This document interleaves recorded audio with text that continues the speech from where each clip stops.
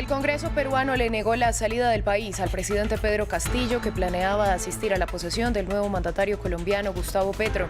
El legislativo teme que el jefe de Estado pida asilo político en Bogotá para evadir las 5 investigaciones que la Fiscalía adelanta en su contra.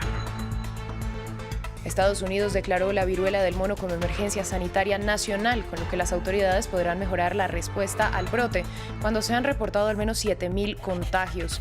La declaración permite que las agencias accedan a fondos de emergencia y facilita la gestión de vacunas y tratamientos. La justicia rusa condenó a 9 años de prisión a la campeona mundial de baloncesto estadounidense Brittney Griner por tenencia y tráfico de drogas por llevar aceite de cannabis al entrar a Moscú el pasado febrero. Su abogada indicó que recurrirá la sentencia. El presidente Joe Biden la calificó de inaceptable.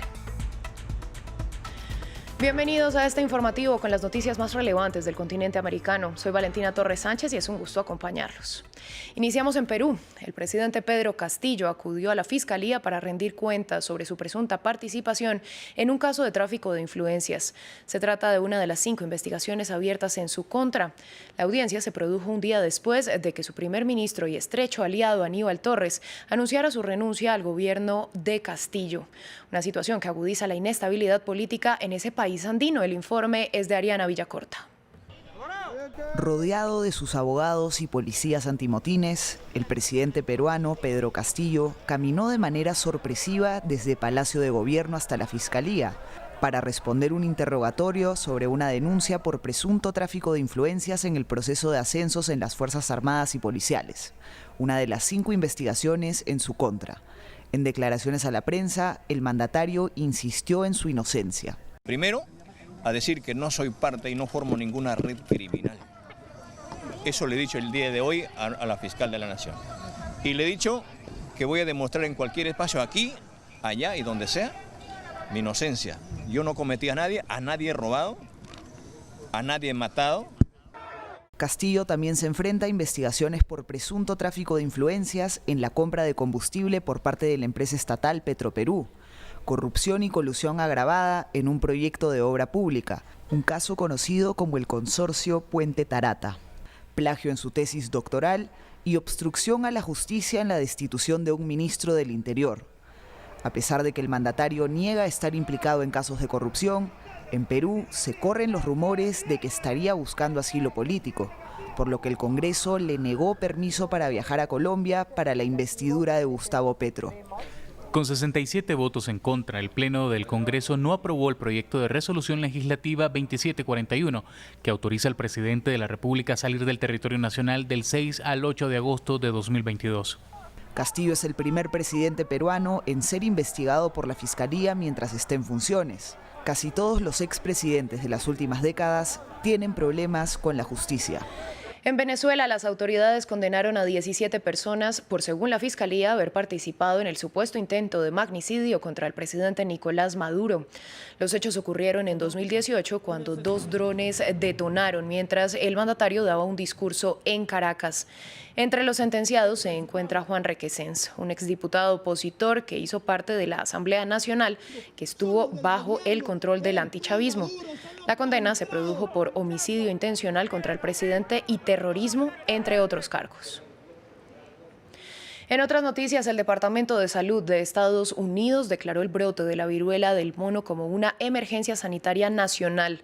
Esta decisión del gobierno llega en medio de fuertes críticas contra la administración del presidente Joe Biden por su respuesta al virus. El tema ya tiene incluso tintes políticos en la Unión Americana de cara a los comicios de medio término en noviembre. El informe es de Juan Pupiales. Una carrera contra un nuevo brote. La viruela del mono ya es una emergencia sanitaria pública para el gobierno federal de Estados Unidos.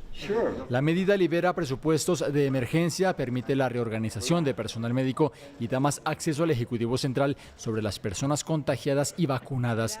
El objetivo, contener el virus antes de que sea endémico. Estamos redoblando los esfuerzos y asegurándonos que estamos cumpliendo con el país y con lo que la gente necesita. La decisión de la administración de Joe Biden de declarar el brote como una emergencia sanitaria llega después de que la Organización Mundial de la Salud emitiera su alerta global. La Unión Americana ha distribuido 1,1 millones de dosis de la vacuna contra esta viruela, pero hay clínicas en Nueva York o San Francisco que solamente han podido aplicar una de las 2 dosis del antídoto por falta de suministros. Al respecto, el New York Times reportó que el gobierno estadounidense no solicitó de manera temprana a la fabricante Bavarian Nordic el embotellado de lotes de vacunas que ya eran de su propiedad. Y en medio de esta polémica, el gobernador de Florida, Ron DeSantis, quien se muestra como un posible candidato presidencial republicano, cargó contra las recomendaciones sanitarias del gobierno contra el virus. Estoy tan cansado de los políticos y vimos esto con el COVID. Intentan sembrar terror en la población. Hay gente que nos está llamando, madres que están preocupadas por si sus hijos se pueden contagiar en el colegio. No vamos a regresar a Fauci en los 80 cuando él le intentaba decir a las familias que iban a contraer VIH por ver la televisión juntos.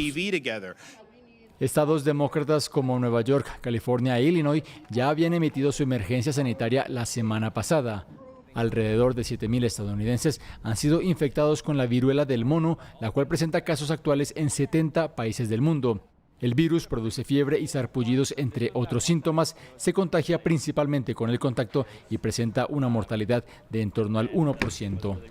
El primer ministro de Hungría, Viktor Orbán, viajó hasta Texas, donde participó en la Conferencia de Acción Política Conservadora y defendió su política de tolerancia cero contra la inmigración ilegal. El mandatario húngaro aseguró que pese a recibir presiones de la Unión Europea y de otras naciones para flexibilizar sus medidas, continuará aplicando su política. Asimismo, resaltó que es el único líder político anti-inmigración de Europa. La justicia rusa condenó a 9 años de prisión a la deportista estadounidense Brittney Griner por tenencia y tráfico de drogas.